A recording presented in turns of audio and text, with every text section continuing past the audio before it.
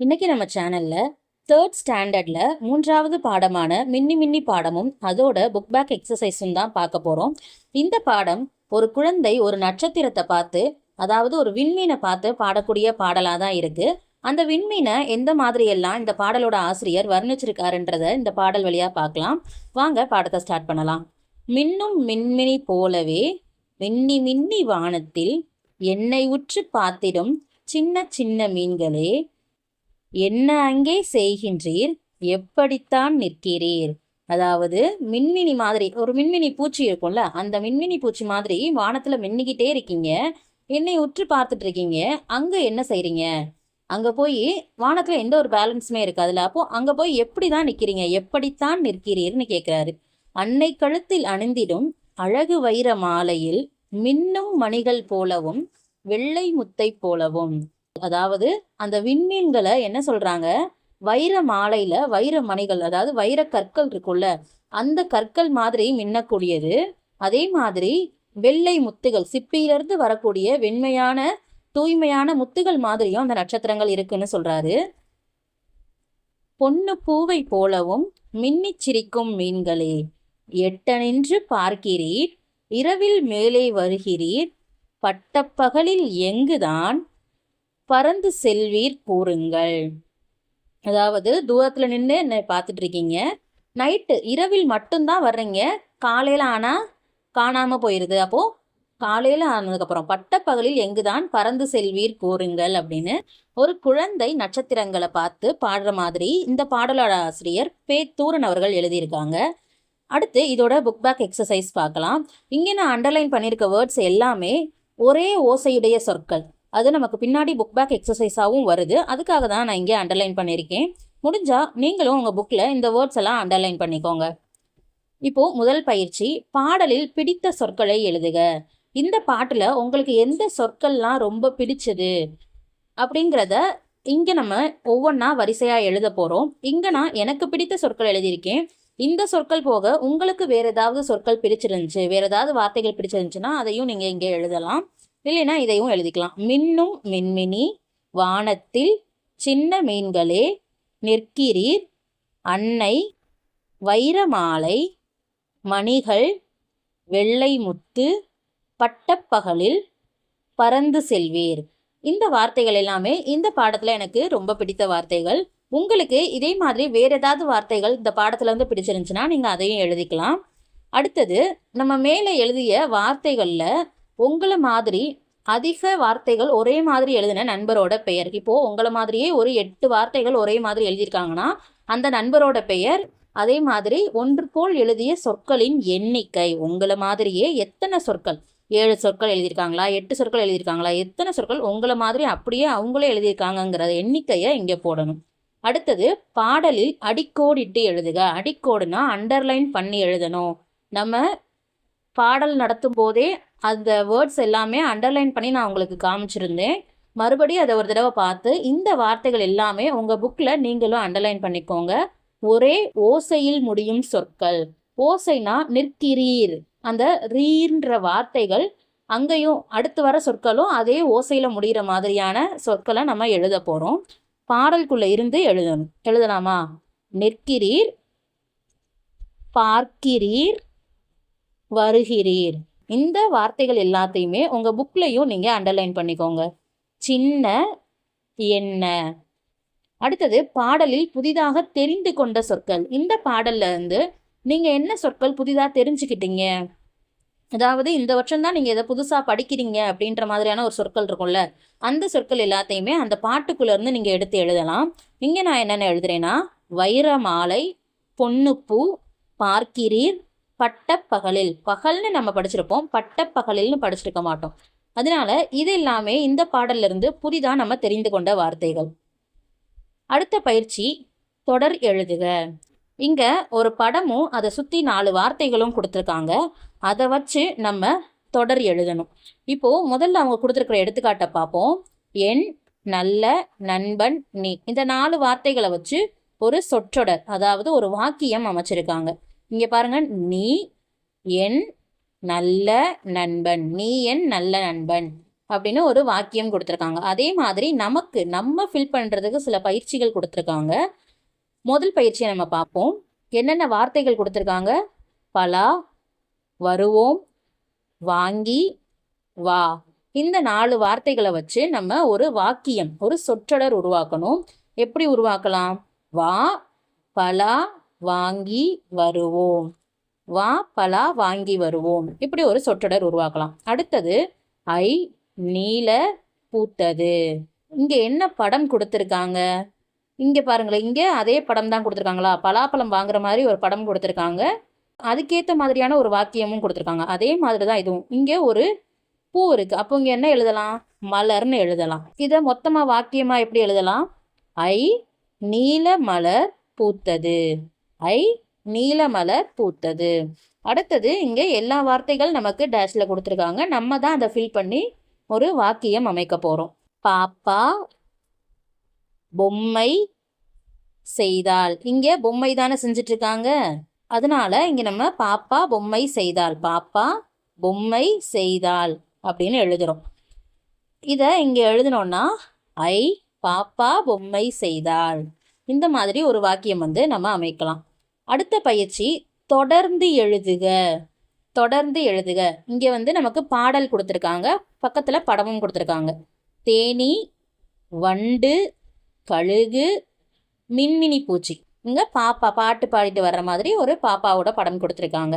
அப்போ அந்த பாடல் வரிய பாருங்க. தேடி தேடி தேனி வந்தது, பறந்து பறந்து பருந்து வந்தது. ஏதாவது கழுகுன்னு சொல்லலாம், பருந்துன்னு சொல்லலாம். வளைந்து வளைந்து வண்டு வந்தது, மின்னி மின்னி மின்மினி வந்தது. கடைசியா வரி பாடி பாடி பாப்பா வந்தாள். இங்கே 3 டேஷ் கொடுத்துருக்காங்கல்ல, அதுல கீழே கொடுத்துருக்கிற படங்களை வச்சு நம்ம வாக்கியங்கள் எழுதணும். எழுதலாமா? முதல் படம் ஓனான். கீழே வார்த்தை கொடுத்துருக்காங்க ஓடி ஓடி. அப்ப என்ன எழுதலாம்? ஓடி ஓடி ஓனான் வந்தது. நகர்ந்து நகர்ந்து நத்தை வந்தது. ஆடி ஆடி ஆடு வந்தது. இந்த மாதிரி எழுதலாம்.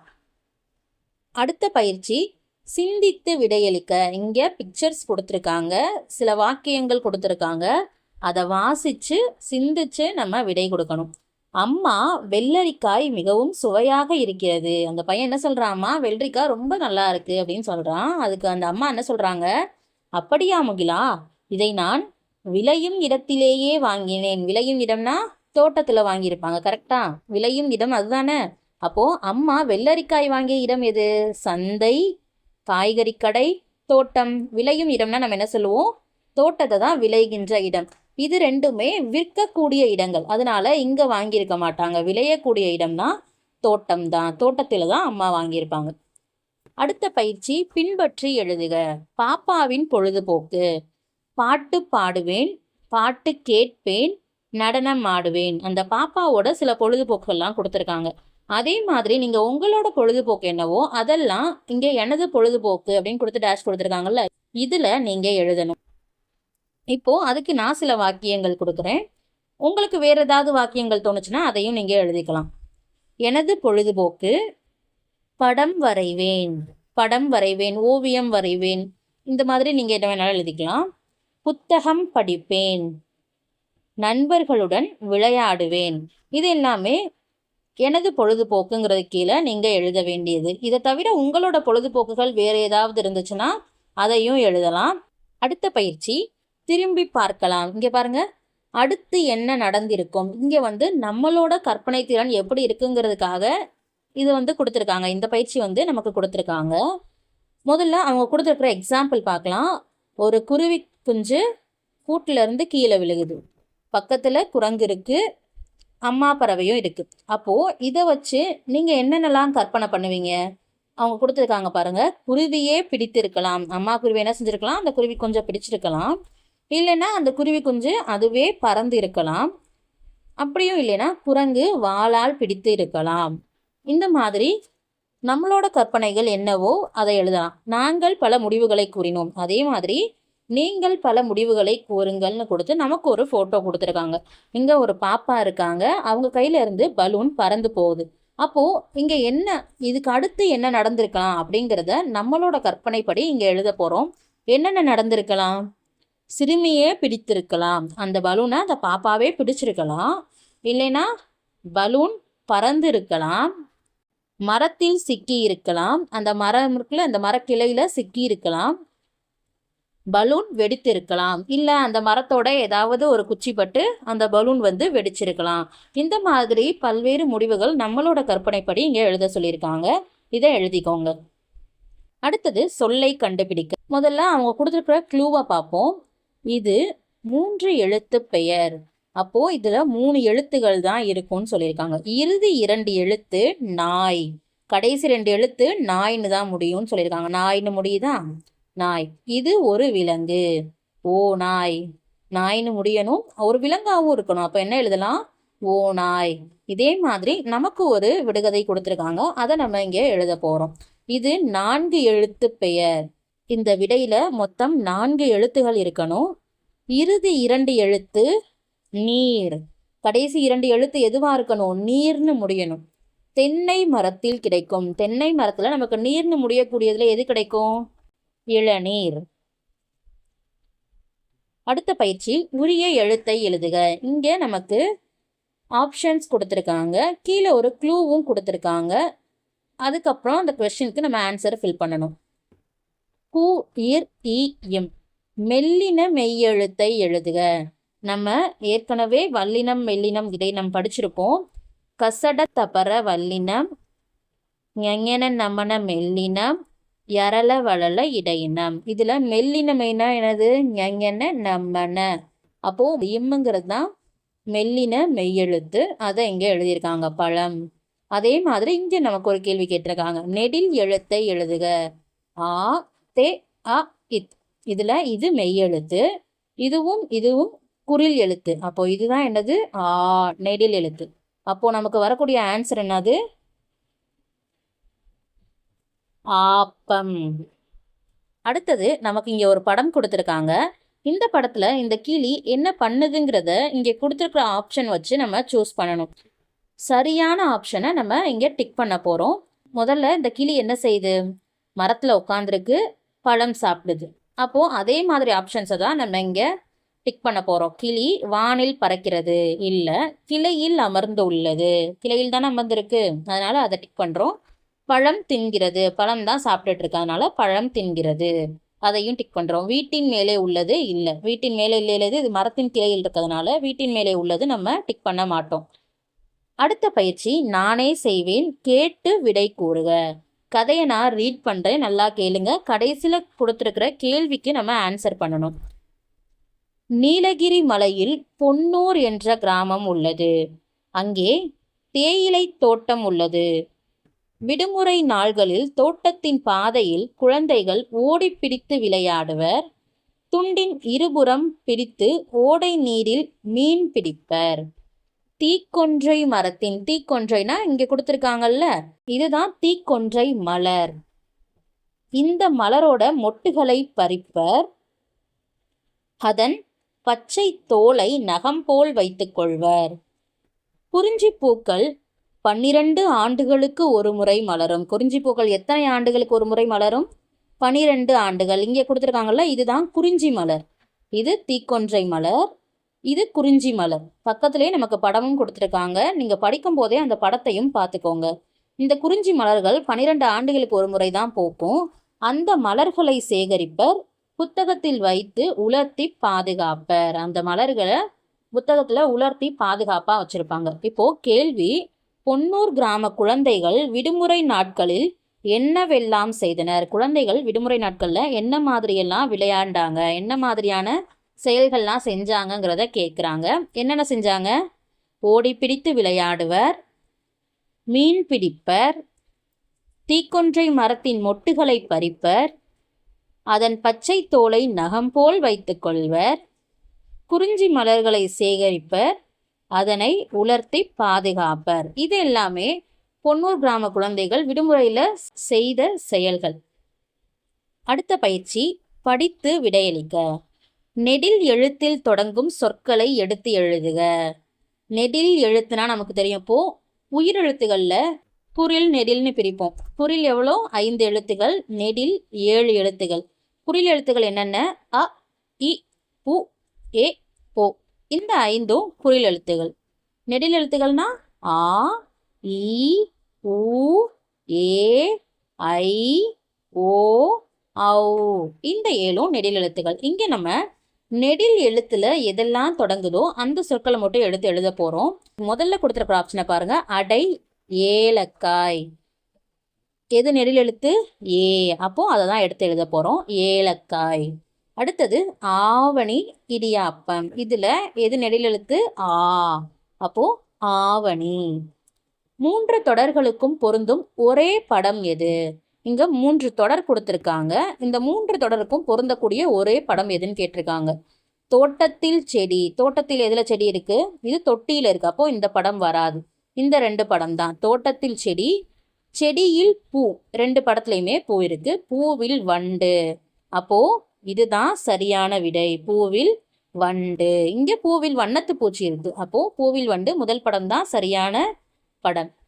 அடுத்தது விடை எழுதுக. பூனைக்கு பயந்து எலி பானைக்குள் நுழைந்தது. கேள்வியை நல்லா கவனிங்க. பூனைக்கு பயந்து எலி பானைக்குள் நுழைந்தது. இங்க முதல் கேள்வி, பானைக்குள் நுழைந்தது எது? எது பானைக்குள் நுழைஞ்சிச்சு? எலி. பயந்தது எது? எலி. இங்க பயமுறுத்தியது எதுன்னு கேட்கல, பயந்தது எதுன்னு தான் கேட்டிருக்காங்க. எது பயந்துச்சு? எலி தான் பயந்துச்சு. அடுத்து வரும் தொடர் எது? எடுத்து எழுதுக. இங்க மரம் தந்த பூ, பூ தந்த காய், காய் தந்த பழம். அப்போ கடைசியில் ஒரு டேஷ் கொடுத்துருக்காங்க. அதுல என்ன தொடர் வரும்? அதுக்கு ஆப்ஷன் கொடுத்துருக்காங்க. பழம் தந்த மேகம், பழம் தந்த விதை, பழம் தந்த வீடு. பழம் எது தரும்? விதை தான் தரும். அப்போ அதை தான் நம்ம எடுத்து எழுத போறோம். பழம் தந்த விதை. அடுத்தது அடுத்து என்ன செய்யலாம்? இங்க பிக்சர்ஸ் கொடுத்துருக்காங்க பாருங்க. மழை வந்து தண்ணி போகுது, ஒரு பையன் பேப்பர் எடுக்கிறான், கப்பல் செய்கிறான். அப்போ இந்த அதுக்கப்புறம் அவன் என்ன செய்வான்? மிதக்க விடலாம், பறக்க விடலாம், உருட்டி விடலாம். கப்பலை வச்சு நம்ம என்ன செய்ய முடியும்? மிதக்க தான் வைக்க முடியும். அப்போ மிதக்க விடலாம். அடுத்த பயிற்சி மகிழ் பக்கம். உரிய இடத்திற்கு கோடிட்டு இணைக்கலாம். அழகா எந்த இடத்துல அந்த மிஸ்ஸான பீஸ் வருதோ அதுக்கு நம்ம கோடு போட்டு இணைக்க போகிறோம்.